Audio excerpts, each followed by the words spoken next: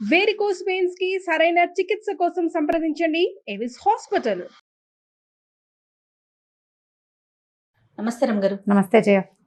రమ్మగారు, పూజ గదిని Hmm. ఎలా ఉంచుకోవాలి, పూజ గదిలో ఉంచుకోవాల్సిన ఫొటోస్ గురించి, దైవార్చన గురించి, దీపం ఎలా పెట్టాలి, ఇలాంటివన్నీ మనం మాట్లాడుకున్నాం కదా.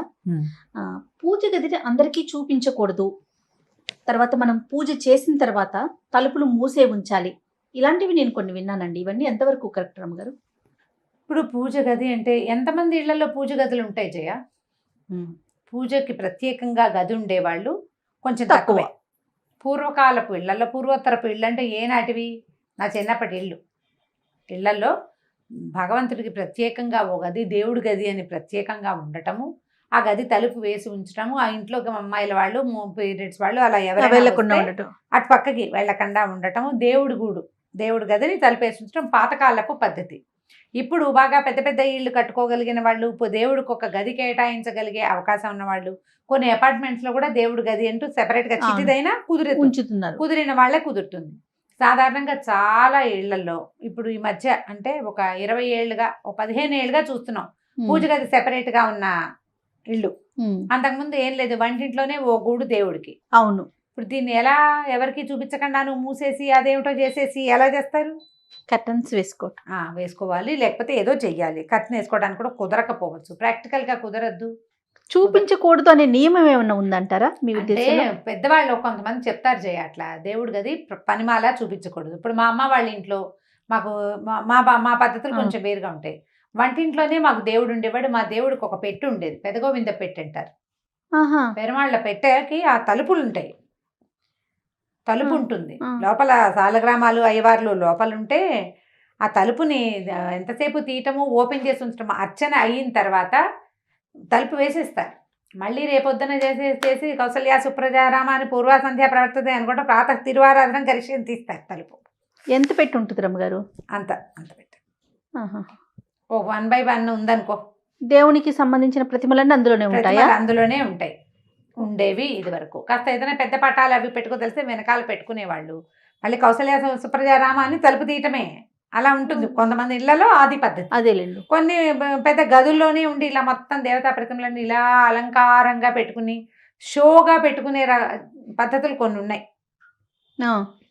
కదా. ఇప్పుడు చూస్తున్నాం మనం దేవుడి గది ఇట్లా లైట్లు పెట్టడము, బోల్డ్ అని ప్రతిమలు, వెండి బంగారు ప్రతిమలు, పెద్ద పెద్ద దీపపు సెమ్మాలు, మన తాలూకు స్టేటస్ ని, మన తాలూకు ధనాన్ని అంతా చూపించే విషయంగా దేవుడి గది ఉండటం కూడా ఒక పద్ధతి. ఇప్పుడు లోకం రకరకాల ఐడియాలు. అయితే ఈ దేవుడి గదిని పనిమాల ఎవరికైనా చూపించకూడదు అనేది సాధారణ నియమమే. అది ఇది దేవుడి గది అంటాం అంతే. తెరిచి మా దేవుణ్ణి చూడండి అని చూపించకూడదు.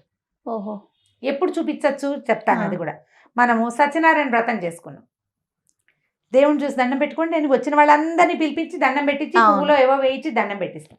వరలక్ష్మి వ్రతం చేసుకుంటాం, మా అమ్మవారిని చూద్దురు కానీ రండి తీసుకొచ్చి చూపిస్తాం. అట్లా ప్రత్యేకమైన అప్పుడే కానీ నిత్య ఆరాధన చేసుకునే పూజని అందరికీ చూపించకూడదు, చూపించేవాళ్ళు కాదు. వచ్చిన వాళ్ళు రకరకాల ఇబ్బందుల్లో ఉండొచ్చు, వాళ్ళు ఎక్కడైనా ఇబ్బందికరమైన చోట్లోకి వెళ్ళొచ్చి ఉండవచ్చు. కాబట్టి వాళ్ళని దేవతా వాటిని ముట్టుకోవటము అవి చేయకూడదు. గబుక్కున్న దేవతా మందిరాల్లోకి ప్రవేశించకూడదు, మనమే జాగ్రత్తగా ఉండాలి. వాళ్ళు చూపించినా అలాగే అని మనం యువతలకి రావడం మన మంచి పద్ధతి. కొంతమంది చూపిస్తారు, అది షోలాగా ఉంటుంది. వాళ్ళు ఎంత బాగా పెట్టుకున్నారో దేవుడి గదిని అలంకరించుకోవటం. నిజానికి వాళ్ళ ఇళ్లలో ఆ పద్ధతులు ఏం లేవు, క్రమంగా నేర్చుకుంటారు.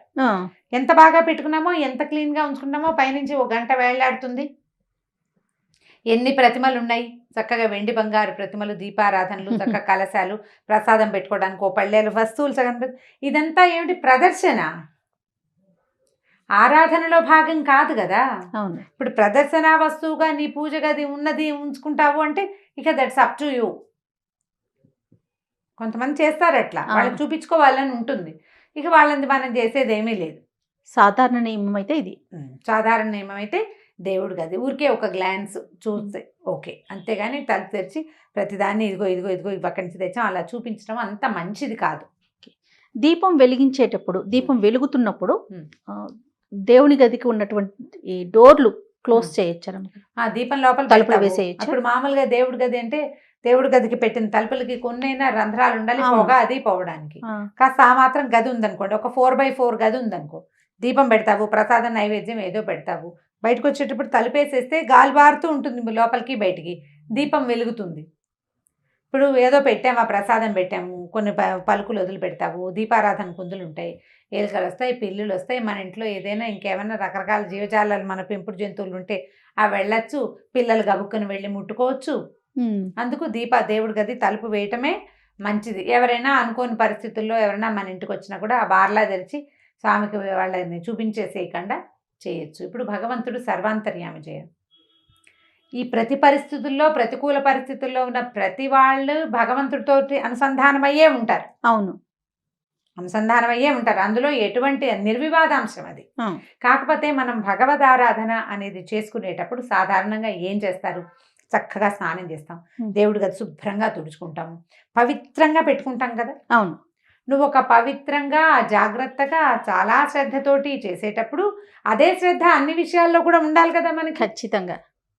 దేవుడు ఎక్కడ లేడండి, ఈయన ఎందుకు చూడకూడదండి అంటే, ఎక్కడ అన్ని చోట్ల ఉండేటట్టు నీకు ఈ ప్రతిమ ఎందుకు, దీపం ఎందుకు, గాల్లో పెట్టపోతివి దీపం ఎందుకు దేవుడి గది దగ్గర పెట్టేవు. అవును.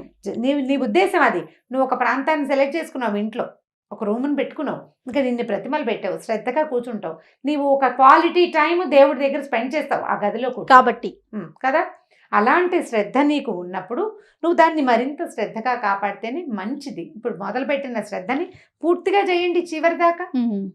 అది ఇతరుల దృష్టి నుంచి, ఇతరులు తెచ్చేటువంటి అపవిత్రమైన పరిస్థితులు, వాటి నుంచి, ప్రతికూలమైన పరిస్థితుల నుంచి, నెగిటివిటీ నుంచి మీ దేవతా స్థలం తాలూకు పవిత్రతని కాపాడుకోండి, ట్రై చేయండి దానికోసం.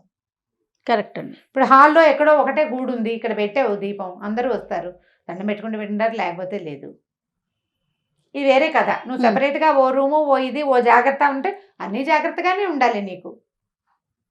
అలా చేస్తేనే కదా ఇది పూర్తిగా. అవునండి. అవును. మొత్తం సాటిస్ఫై చెయ్యాలి కదా. అవును. మనం కాదయా బీరువా కొనుక్కున్నాం, దేనికోసం, వస్తువులు దాచుకోవటానికి, జాగ్రత్తకి. బీరువా తలిపేస్తావా, వేయవా? ఖచ్చితంగా తాళం వేసి మళ్ళీ చెక్ చేస్తావా, వేస్తావా? ఎందుకు, జాగ్రత్తకి కదా. ఇక్కడ కూడా అంతే, సూపర్, సేమ్ అదే పాయింట్.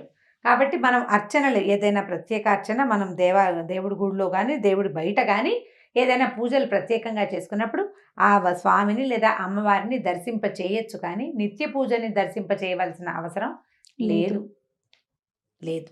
ముట్టుకోకుండా ఉండాలి, ఎవరు ముట్టుకోకుండా. నువ్వు ముట్టుకోవు అన్నప్పుడు ముట్టుకుంటావు, నువ్వు ముట్టుకోవు, శ్రద్ధగా స్నానం చేయలేదంటావు. మన దగ్గర అసలు సుమన్లో ప్రసాదం కూడా పుచ్చుకోలేదు మొన్న. స్నానం మేము నాన్ వెజ్ తిన్నానమ్మా, నేను తీసుకోను, రేపు తీసుకుంటాను, రేపు స్నానం చేసి ప్రసాదం తీసుకోవడానికి కూడా తల స్నానం చేయాలన్న నియమం పాటించే ప్రపంచం మంది. అవునండి. మరి అలాంటప్పుడు చక్కగా శ్రద్ధగా జాగ్రత్తగా కాపాడుకోండి దేవతా ప్రతిమల్ని, దేవతా మందిరాన్ని. వెళ్ళి వాటిని ముట్టుకోవటాలు, ఎవరింటికైనా వెళ్ళినప్పుడు ఆ మందిరంలో చేయి పెట్టటము అవి మాత్రం చెయ్యబోకండి, చాలా దోషము. వాళ్ళు ఎంత హర్ట్ అయిపోతారో. వాళ్ళు జాగ్రత్తగా కాపాడుకుంటున్న దాన్ని మనం ముట్టుకోవచ్చా? దేవుడి మందిరాన్ని ముట్టుకోకూడదు, దండం పెట్టుకోవాలి అంతే. తప్పిస్తే మందిరాన్ని ముట్టుకోవటము, అబ్బాయి విగ్రహం బాగుందని టకీమని లేపి చేస్తారు కొంతమంది, అలాంటి వాళ్ళు ఉంటారు. ఆ పనులు చెయ్యకూడదు, అస్సలు ముట్టుకోకూడదు. సో పవిత్రంగా చూడటమే మంచిది. మనం పెట్టుకున్నప్పుడు అది నీకు ఆ పద్ధతి ఉన్నప్పుడు నువ్వు దాన్ని అలాగే కాపాడుకుంటూ తీసుకెళ్ళు ముందుకి. రైట్ రామ్ గారు, నమస్తే. నమస్తే.